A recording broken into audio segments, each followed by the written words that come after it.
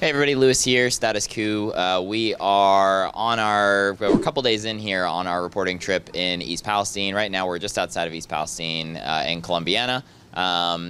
We bumped into Candy the other day and she was right where I found her the last time we were here. Still here, staying in this hotel, a couple towns outside of East Palestine, now a couple months later. I guess first off, how long at this point have you been relocated since this derailment happened?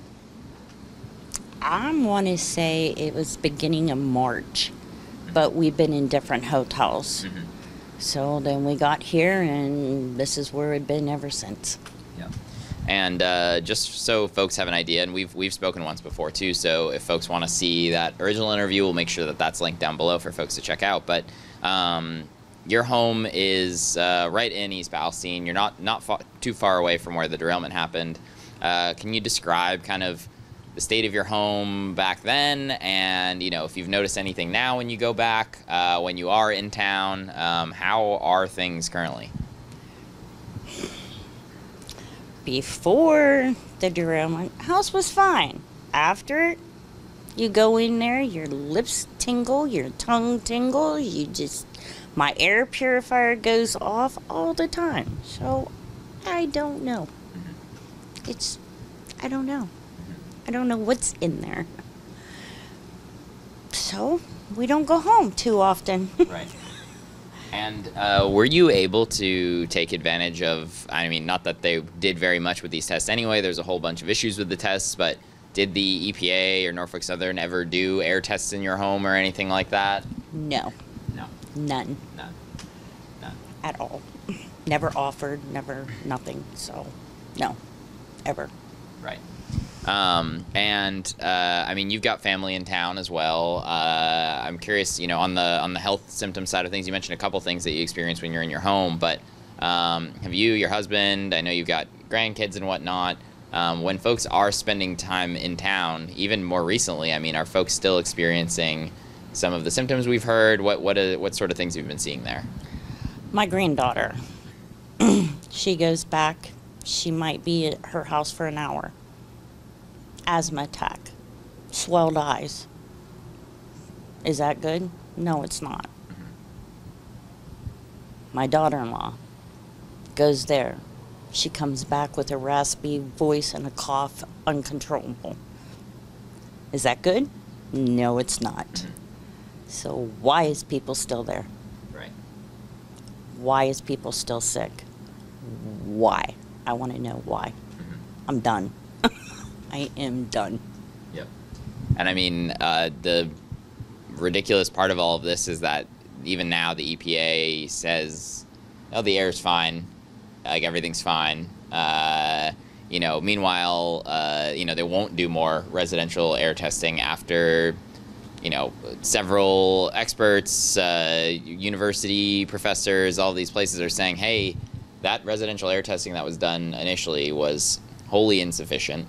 There needs to be additional indoor air testing done. Instead, the EPA is saying, no, we don't think we need to do that, despite dozens and dozens of residents that I've talked to just over the last couple days.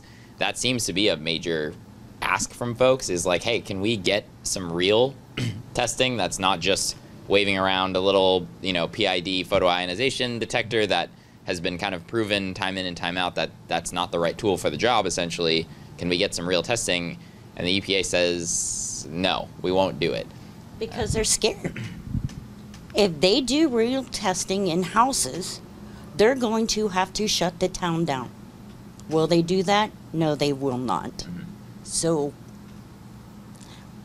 let's just let them go.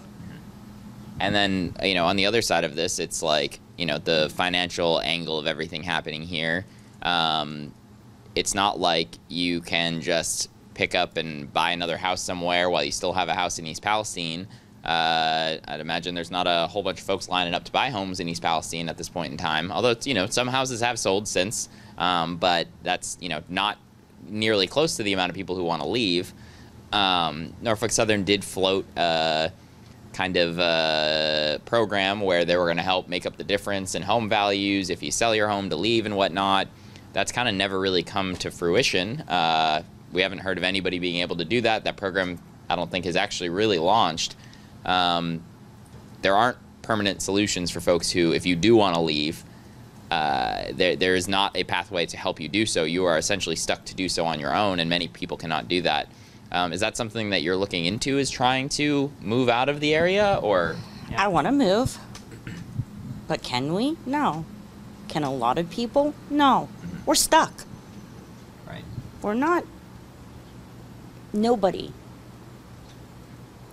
Well, put it this way. A lot of people are stuck. They can't afford to move away. Right.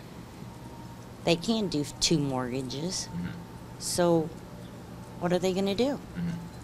Stay there and pretend everything's okay when they know it's not? Right. Yeah.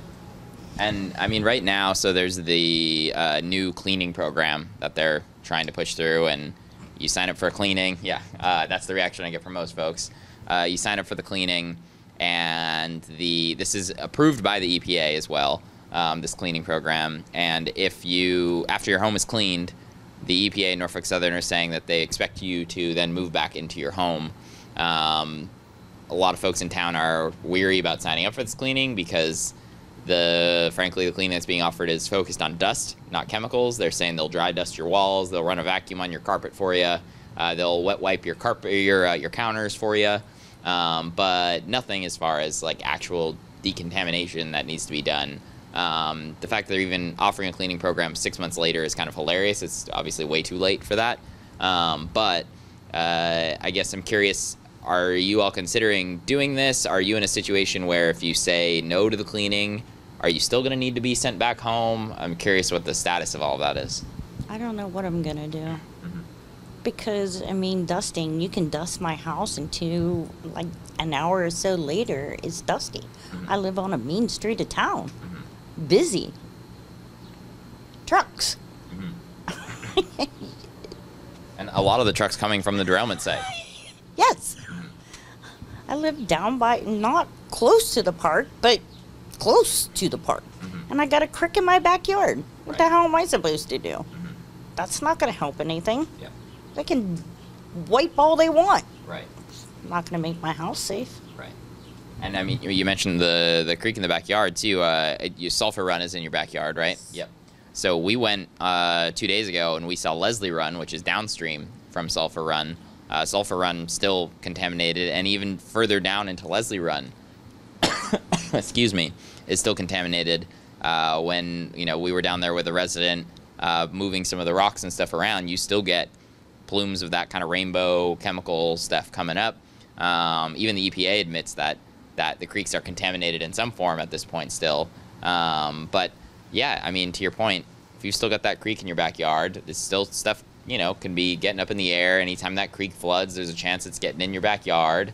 That doesn't feel right at this point in time to say, yep, you're going home. But right now you're unsure of your kind of end date. You're kind of when the relocation inevitably, and I hope that it's not the case, but when the relocation inevitably ends. That's kind of unclear for you still. I guess then you go back home, you sit, you wait, and hope the hell you don't get cancer and die. I'm not worried so much about me. It's my family. My grandkids. Do I want to see them suffer? No, I don't. But what do? You wait. Because they say you wait. Oh, we can help you with cancer, but we can't help you now? Fuck that. I'm over it. Help us now. That's what our town needs. Pull together and help us. That's what we need. See where it goes. Yep.